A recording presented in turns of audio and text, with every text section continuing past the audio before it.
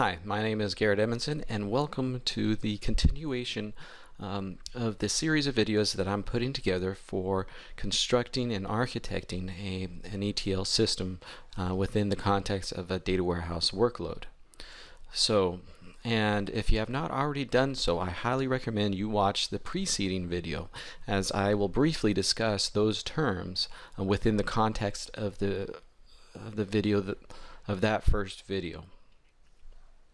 So to begin with, and I didn't say this explicitly in the first ETL video, but I want to do so now. Whenever I talk about processing data and thinking about how to process data within an ETL or even on a data warehouse in a database engine, I am primarily concerned with how to process fact data, because fact data in a dimensional model will be 90 to 95% or more of the total data warehouse data. Those tables are much larger and much more complex and need to be highly tuned in order to get good performance out of your data warehouse.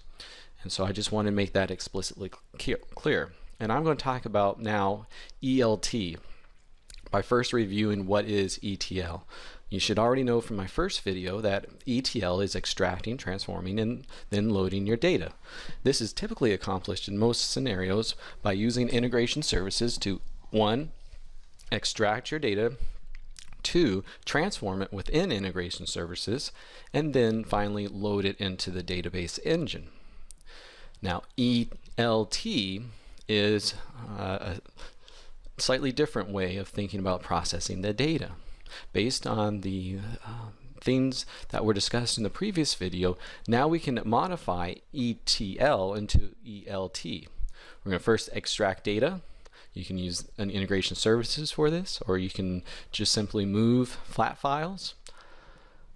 Then you can load that data directly into your database engine.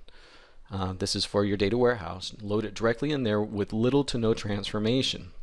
And then use the power of the database engine to transform that data. Particularly for asynchronous transformations, this is absolutely critical. However, to be able to do this, you also need to have optimum hardware architecture, so a balanced hardware architecture, as I discussed in my first few videos.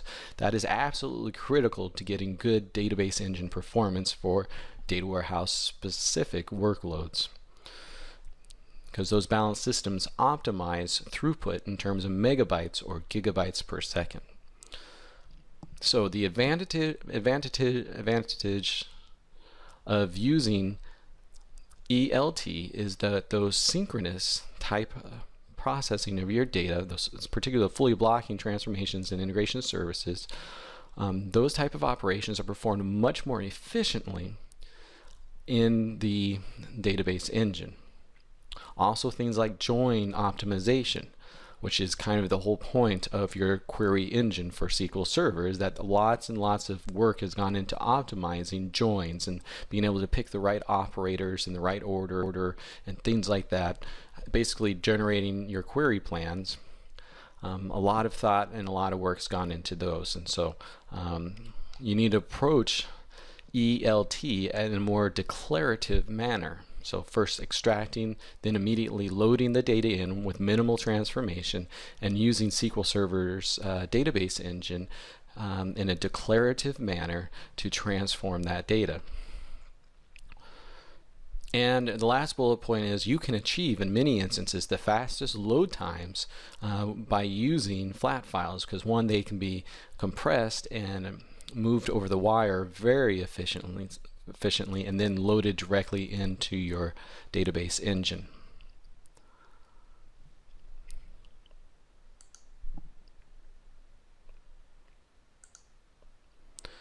So it is absolutely critical, in summary, to think about integration services. When thinking about integration services, to think about using it as a tool for the right job. So the good way to use integration services is when you have a lot of data sources and you have a destination data warehouse that you want to insert data into. Synchronous transformations will perform very well with integration services.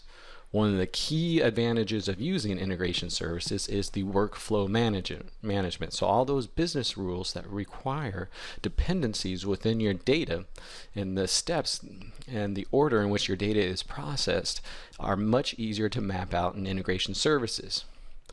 Think of control flow components and adding precedent constraints, all those things that you can use and options that you can use within your package to build those things out. One from a UI perspective, much easier to manage and to visualize, but two are also very efficient from that perspective.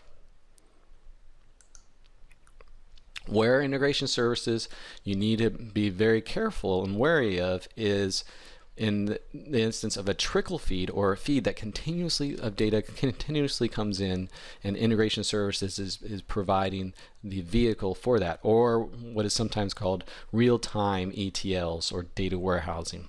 Be very careful in these situations, as integration services will incur a small overhead every time it is run. I have used many times things like infinite loops or automatic startup of packages, execution of packages throughout the day, and that additional overhead can really add up.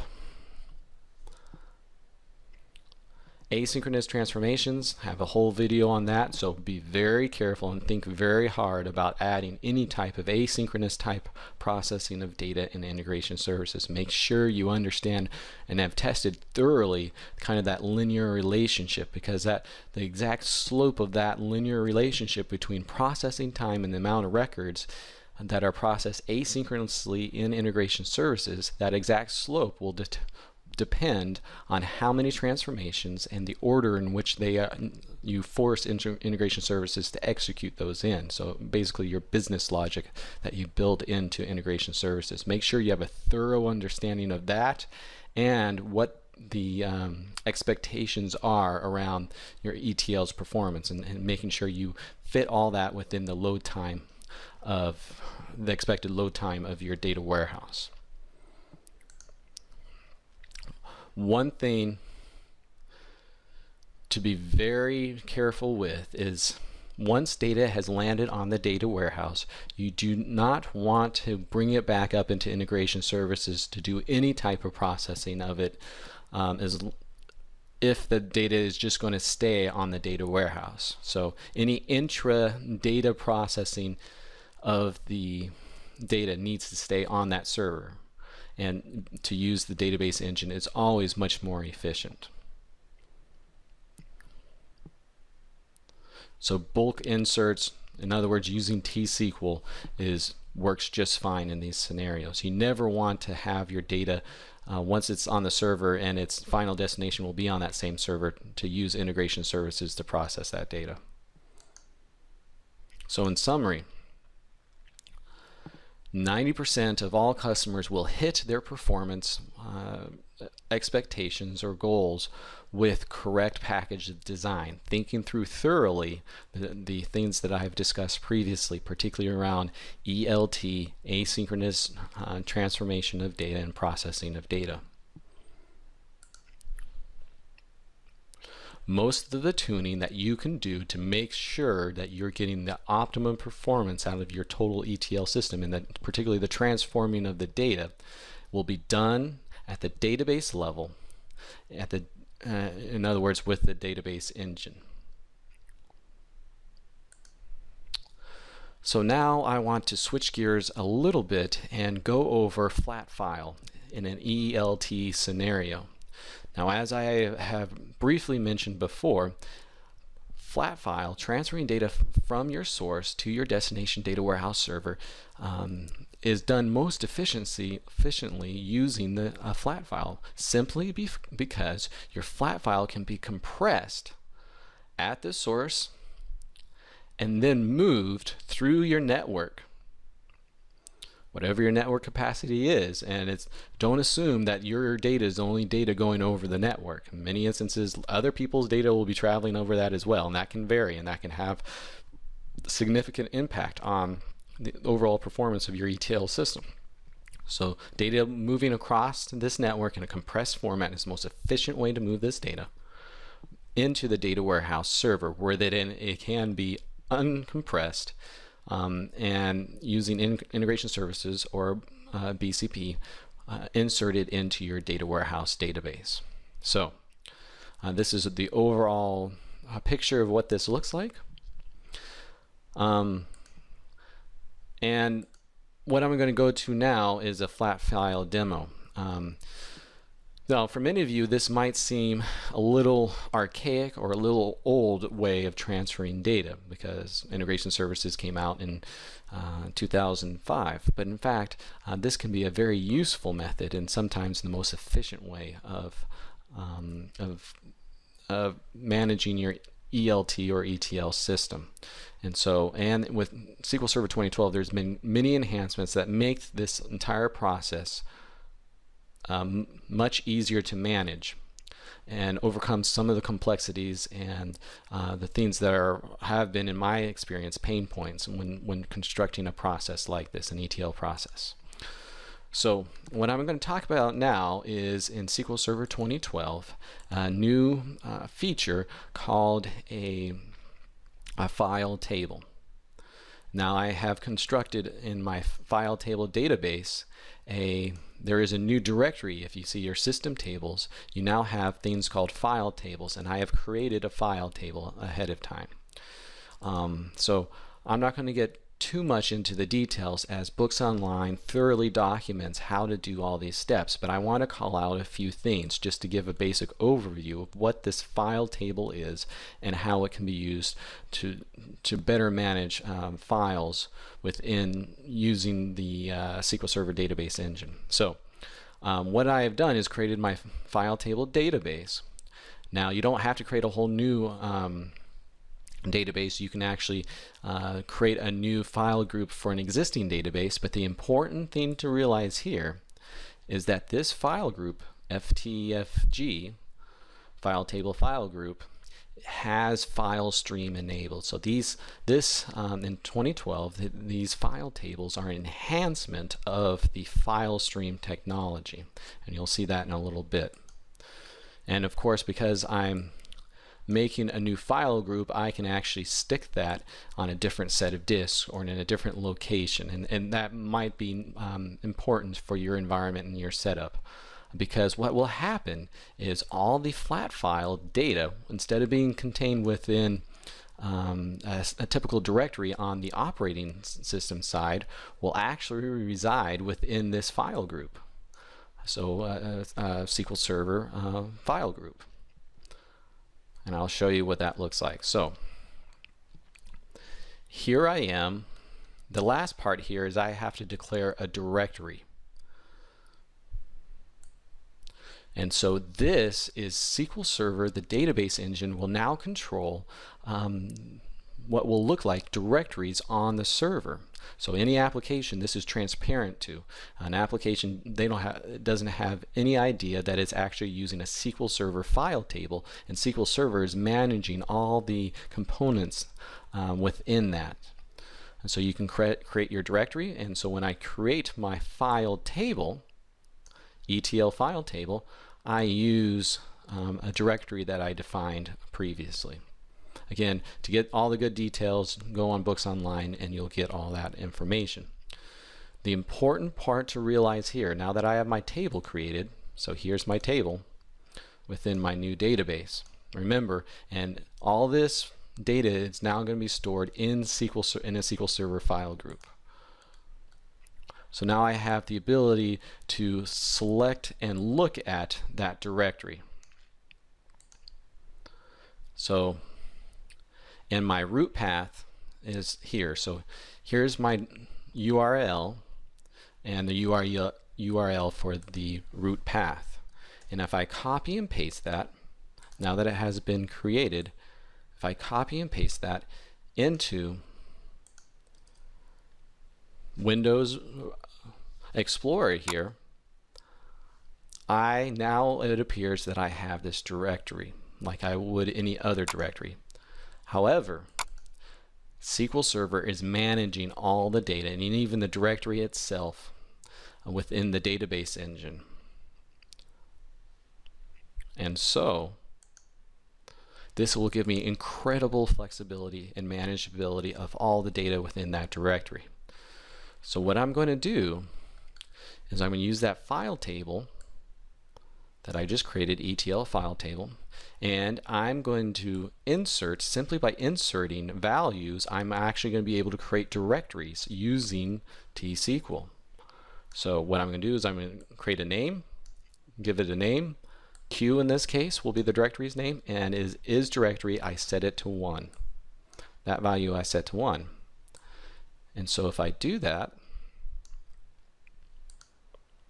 I've now simply inserted 3 rows into my file table. And let me refresh here. Here are the 3 rows I inserted, my name for my directories. Q completed an error. I'll go into the other columns here. These are filled in by default for me. And my is directory flag is set to true. And so now, when I look at my file system and I refresh, I've created 3 directories using T-SQL, using the SQL Server database engine to do all this. I didn't have to do anything outside the SQL Server to accomplish this. Next, what I'm going to do is get the path locator.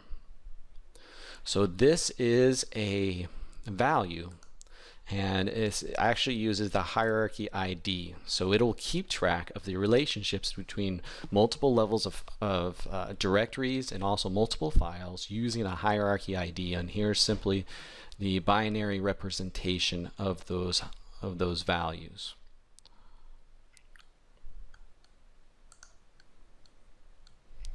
Now I've created directories. Now I'm going to simply create text files. And again, this is done simply by inserting data rows into my file table, my ETL file table here. I'm going to give them a name.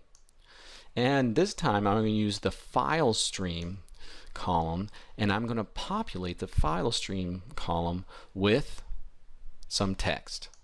So I'm literally, not only am I creating files, but I'm also populating them with data, again, using T-SQL to do that.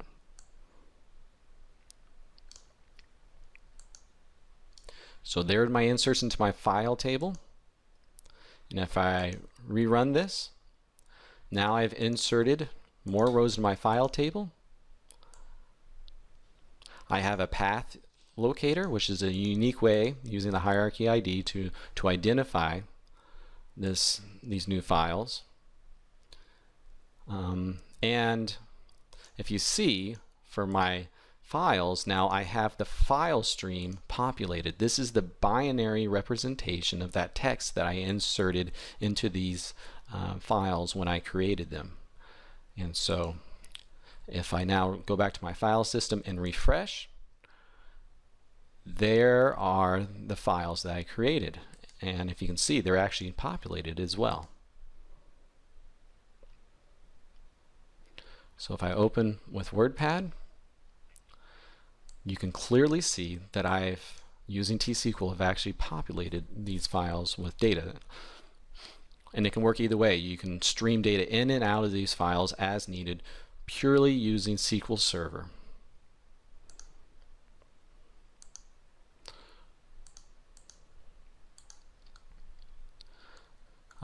So now what I'm going to show you is how the path locator works, because the path locator is very important to understanding how this all works. So here I have my 3 directories that I created and my 4 files that I created. Here's the relative paths using some functions, and these are documented on Books Online. I have a relative path. I have my fully qualified path if I want it as well. Path locator, which is simply a unique way to identify these. And this is very important. If I want to move directories within directories or move them up or down hierarchy of directories, and the same thing with files, I simply have to update this parent path locator. So What I'm going to do now is I'm going to grab the path locator for the Q folder or directory. So that's the value of the path locator. And what I'm going to do is I'm going to update the parent path locator of all my files with that same value. And what is that going to do from a operating system side? Is that's going to move all those files into the Q folder. Now, of course, there is actually no data movement occurring at all. And so nothing's actually being moved. These are all just little pointers that are updated instantly in SQL Server. And so I'm going to go ahead and do that now. So I just grab.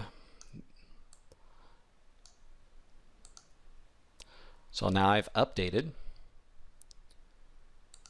And if I go to my file system and refresh, all my files are automatically in there. And the reverse works as true. If I manually go in here, before that I do that, I want to show you the folder, what it looks like.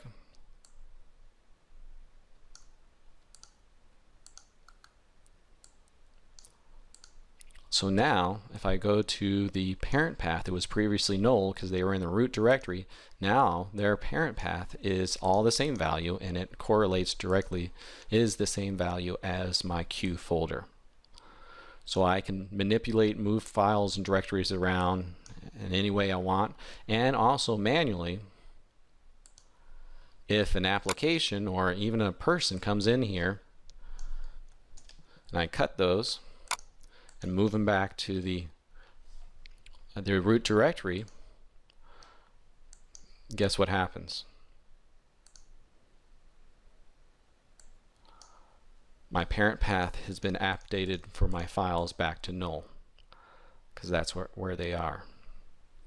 So your application and your database are now synced up, and you can manipulate them either way. So I'm going to go ahead and move them back again and continue on. And again, updating any column within your file table has the immediate effect on those files from the operating system side. So if I, for instance, take the first file and update it and give it a new name of new name, so text file 1, I just updated to new name. Remember, I moved those files, and text file 1 has now been given a new name. And I can also stream data in and out of this file as needed, again using T-SQL. And to further illustrate the point of manipulating files using T-SQL in a file table, I will now delete a file by deleting a row in my file table. So I'm going to delete from my file table one of the actual files. So where my is directory is equal to 0, if I want to delete a directory, I can do the same thing, but where is directory is equal to 1 or true. So I deleted my new name file, and so I should only have 3 files: test file 2, 3, and 4. And if I go to my operating system side, in fact, refresh it, it is now gone and deleted. So you can see by manipulating that file table, I manipulate the files within that directory that is represented by that file table. Another interesting thing to note is that permissions work for this directory, or virtual directory if you will, because it is SQL Server virtualizing a directory or imitating a directory that's transparent to the application, as I've demonstrated.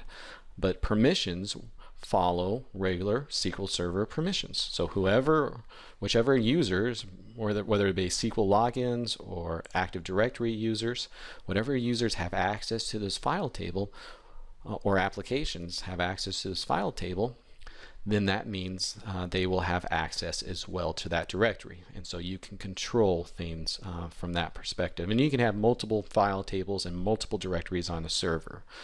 There's no limit in that. Although this was a bit of a digression from thinking about processing data, this is something that I'm very excited about, and I wish was actually present 10 years ago when I started doing data warehousing with SQL Server. It would have greatly simplified things, but now that it is something you can use starting with SQL Server 2012, I highly recommend using it because it is very congruent with one of the most efficient ways to set up your ETL process.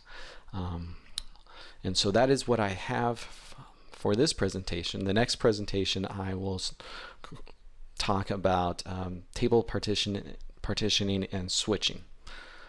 Thank you for your time. Bye.